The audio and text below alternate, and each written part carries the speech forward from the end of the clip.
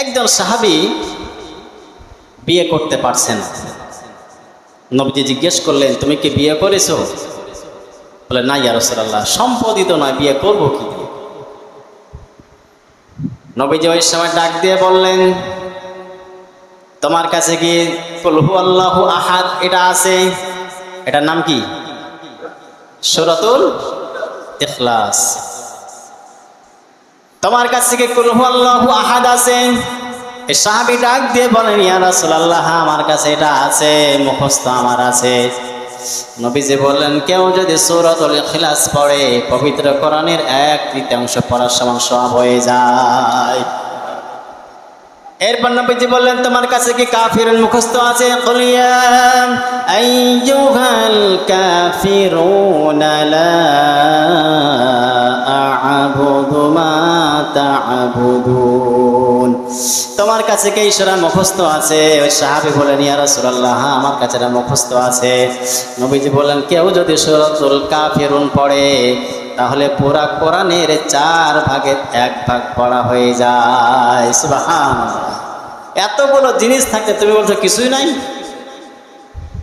এরপর নবীজি জিজ্ঞেস করলেন, তোমার কি মুখস্থ আছে? ইদা সুলসিলাতিল আরদু জিলজালাহা ওয়া আখরাজাতিল আরদু আথকালাহা। আল্লাহু আকবার। নবীজি বললেন, এই যে ভূমিকম্পের সূরা তোমার কি মুখস্থ আছে? ওই সাহাবী বললেন, ইয়া রাসূলুল্লাহ, এটাও আমার মুখস্থ আছে।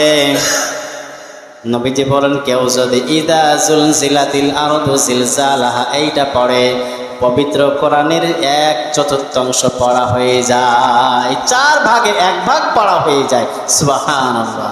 অর্থাৎ কোরআনের 4 ভাগের 1 ভাগের সমান, কমপক্ষে 7.5 পারা, নাকি বলেন?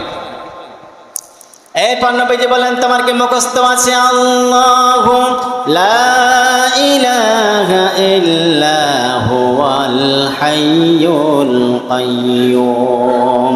ওই সাহাবী বলেন, ইয়া রাসূলুল্লাহ, এটাও কিন্তু আমার মুখস্থ আছে।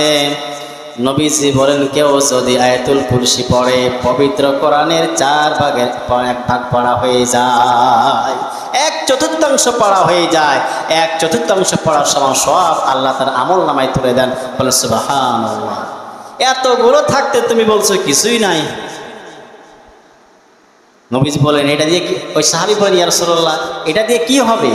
বলেন, এটাই তোমার মোহর, এটাই তোমাদের মোহর।